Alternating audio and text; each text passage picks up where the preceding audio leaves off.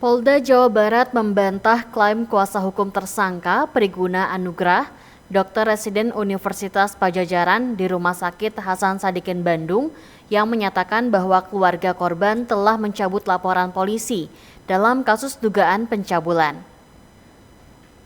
Menurut Surawan, salah satu perbuatan yang tidak dapat diselesaikan melalui restoratif justice adalah tindak pidana yang dilakukan secara berulang.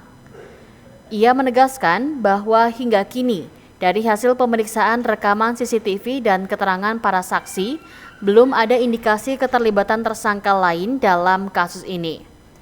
Meski pihak kuasa hukum tersangka menyebut adanya pencabutan laporan oleh keluarga korban, Surawan memastikan proses hukum tetap berjalan.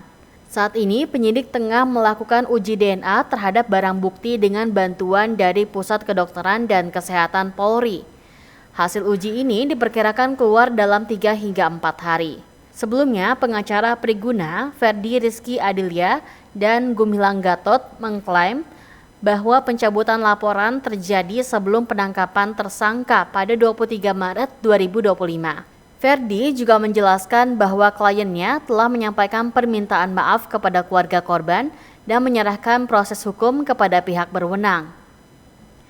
Pihak keluarga korban melalui kakak ipar korban FH berinisial AG membenarkan bahwa ada komunikasi kekeluargaan dengan pihak pelaku. Namun, ia menegaskan bahwa mereka tetap berharap proses hukum terus berjalan. AG juga menyampaikan bahwa kondisi psikis korban masih dalam pemantauan ketat. Meski keluarga sudah memberikan maaf secara pribadi, mereka ingin agar keadilan tetap ditegakkan melalui proses hukum.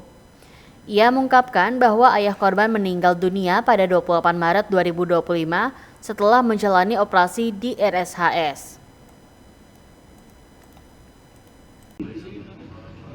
Tersangka PAP meminta korban FH untuk diambil darah dan membawa korban dari ruang IGD ke gedung MCHC lantai 7 Rumah Sakit Hasan Sadikin. Adalah TKP yang terjadi. Dan akibat dari dugaan tindak pidana kekerasan seksual, korban FH merasakan sakit di bagian tertentu. Uraian singkat kejadian pada tanggal 18 Maret tahun 2025 sekitar pukul 01 WIB, tersangka meminta korban untuk diambil darah dan membawa korban dari ruang IGD ke gedung MCHC lantai 7 pada pukul 01 WIB. Jadi jam 1 dini hari ini. Dan meminta korban untuk tidak ditemani oleh adiknya.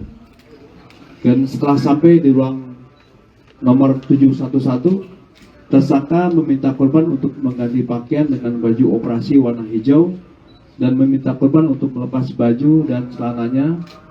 Tersangka memasukkan jarum ke bagian tangan kiri dan tangan korban kurang lebih 15 kali. Percobaan kemudian menghubungkan jarum tersebut ke selang infus. Setelah itu tersangka menyuntikkan cairan bening ke selang infus tersebut dan beberapa menit kemudian korban merasakan pusing lalu tidak sadarkan diri.